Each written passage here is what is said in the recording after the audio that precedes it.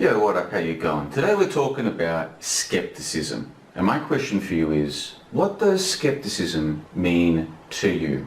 Is this a term that you use? Do you talk about skepticism? Do you consider yourself a skeptic? Does skepticism matter? Is it important? Are there people whose work you follow, their YouTube or their podcasts or their websites or whatever, and you consider them skeptical? Or do you consider them to be skeptics? And if so, what is it about them that you consider to be skeptical? Does skepticism even matter? You see, before I came along, a long time ago now, there was a guy who called himself the world's biggest skeptic. He went on this show called The Higher Side Chats with Greg Carwood back in 2014. And he said, Greg, I am the world's biggest skeptic. He said, Greg, all professional sports are rigged. Did you know that rigged sports go down to local level?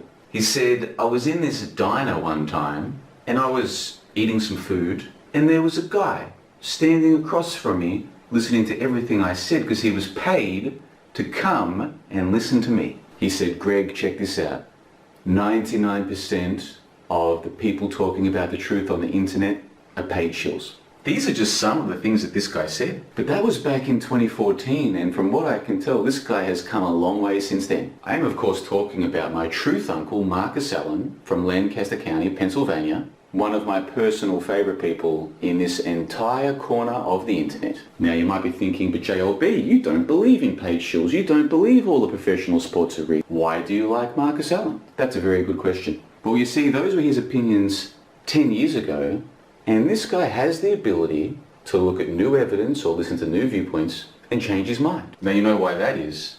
Because he is actually skeptical and he tries to base his opinions on evidence, not the other way around. You see, folks, what most people do, in my personal opinion, is they try to post facto rationalize their pre-existing worldviews, opinions, beliefs, and so forth. And sometimes it pisses me off, but the truth is, man, that's just humans. That's how humans are. In fact, I think we've all been guilty of it, and maybe some of us are guilty of it right now, and we're not even conscious of it. How would you know? How would you know if right now some of your beliefs were wrong? In your mind, they're correct. How would you ever know if they were wrong? Probably you're not egotistical enough to think you've got it all figured out and everything you currently believe is objectively true. Probably you know there's some things in your mind right now that eventually you'll realize are not correct. So we come back to the question. Those things that are currently in your mind that might be incorrect, how will you ever know? Well, this is why I see skepticism as being so valuable. If somebody comes along who is able and willing to question what they think they know and show you, here's what I thought I knew, here's the evidence I found, here's why I changed my mind, this person can be very useful if you're trying to get rid of the dodgy beliefs in your head. So check this, I come along 10, 11, 12 years ago and I'm bright-eyed and bushy-tailed and I'm very idealistic. I'm in my mid-20s and I've just discovered that the shootings and the bombings on the TV might in fact be a hoax. So I start to think, what else did I previously believe and it turns out to be wrong? What else is in my head that could be wrong? And I discovered this dude called Marcus Allen and he's doing this show, this regular show with a guy called Chris Kendall. And they're getting together on talk show, recorded live. And they're talking about all kinds of stuff, a lot of truth stuff, a lot of regular life, all this kind of stuff. And one of the things Marcus keeps doing, almost every episode, he comes along and he says, hey, there's this thing, how do we know this? Now, some of the things he questioned, it turns out there's some pretty logical, rational explanations, and the official story is not always wrong. But then there's this other stuff and you're like, I'm going to look into this. So you look into it and you realize, man, I was wrong. The school lied again, the TV lied again, I was wrong again. So when Marcus back in 2014 called himself the world's biggest skeptic, I think he was right. But I'm in town now and I consider myself to be the world's leading skeptic, but here's where you can come in handy for me. Maybe you're a bigger skeptic than me, or maybe you follow YouTubers or podcasters who are doing better skeptical work than me. I hope so. Because if that's the case, what you can do is put a comment in the comment section below and tell me about some YouTuber or some podcaster or some Substacker or something. Someone doing good skeptical work. I want to go and check their work. Because I know there's still things in this head that are probably wrong. Every week, every month, there's something that comes up and I'm like, I haven't looked into that one properly. I know what I've believed since I was a kid or whatever, but I haven't checked it. I'm going to double check it. Sometimes I double check it and the evidence does support the official story.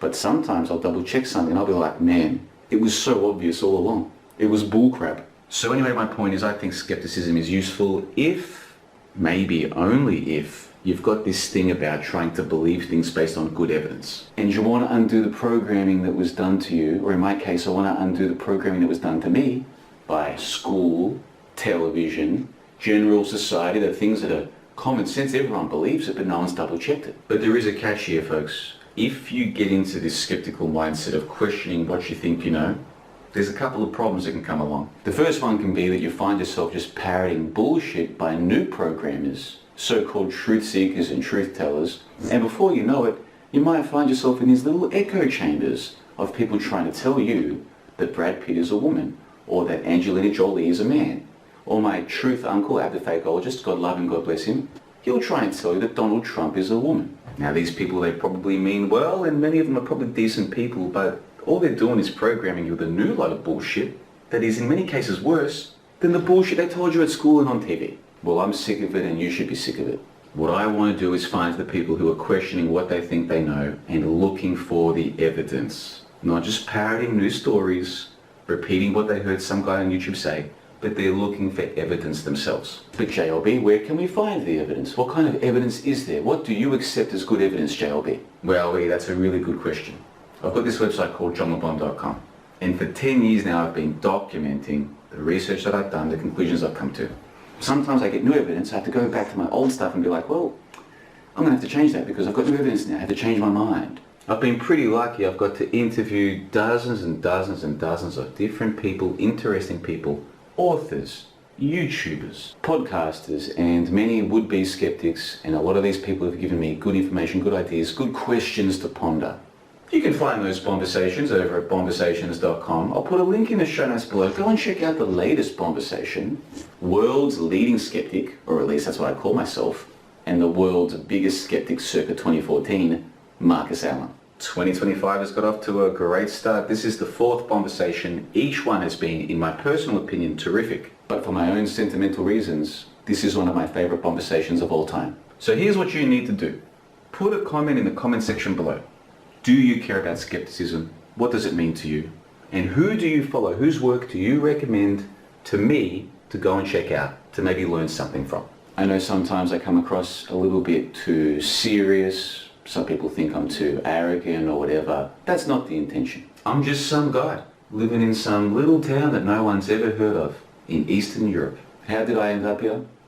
Well, it all started all those years ago when I started asking questions.